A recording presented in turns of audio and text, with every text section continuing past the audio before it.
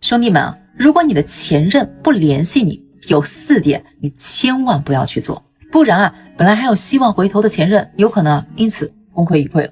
首先啊，你要明白前任为什么不联系你，其实说白了就是这2种情况。第一种，他心里已经没有你了，想通过断联的方式让你知难而退。第二种，你们之间出现了隔阂，他不知道该怎么处理这个矛盾，处理这段感情。不管是哪一种情况，这个时候啊，你态度往往很大程度上决定了你们的感情走向。所以我说这4点千万不要去做，兄弟们认真听好了。第一点，不要去卑微的求和，因为你太着急，害怕对方忘记你，你疯狂的道歉，信息轰炸，却在对方负面情绪未消的时候暴露了需求感，让自己变得很廉价。我知道很多人在分手后啊，死缠烂打，失眠内耗，这种痛苦到极致的感觉，谁也不想经历第2次。你要明白啊，不管你多爱一个人，你都不应该放弃自己的自尊。你冷静的想一想，值得你这样吗？他真的有那么好，你非他不可吗？分手后给彼此一点空间，是对这段感情最好的尊重。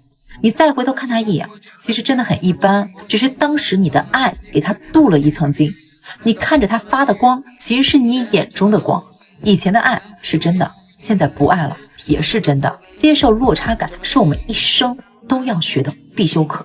你忘了自己之前的苦了吗？他可以不顾你的感受，舍得让你难过和痛苦，那你也可以潇洒的放手，转身离去啊。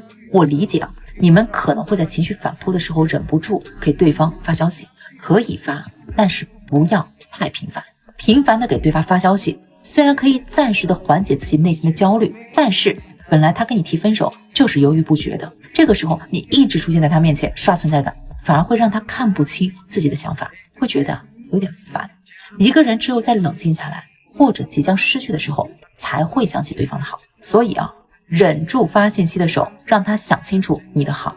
第2点，停止精神内耗，不要总想着如果那天我没有说那句话就好了，如果我再多给他一点关心就好。人要有及时翻篇的能力，如果总抓着过去的委屈和伤害耿耿于怀，甚至在无法改变的事情上消耗自己，长此以往只会让你变得不快乐，让你越来越痛苦。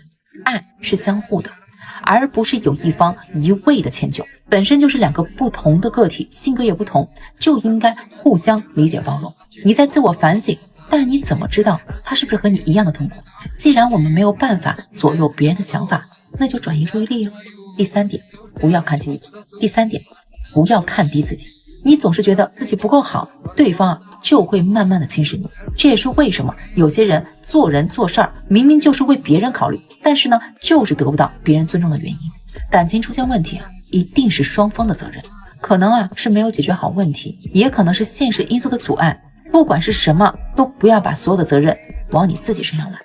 你可以去思考在感情中做得好的方面和不好的方面，不会的地方及时去改正，但是你不可以去贬低自己，否定自己，深陷自责的泥潭当中。第4点，切记纠缠不休。很多人在前任提出分手的时候啊，赌气答应了，事后呢又开始反悔了，在挽留求和中不断的纠缠拉扯，放狠话，翻旧账，这些啊都是常见的事儿。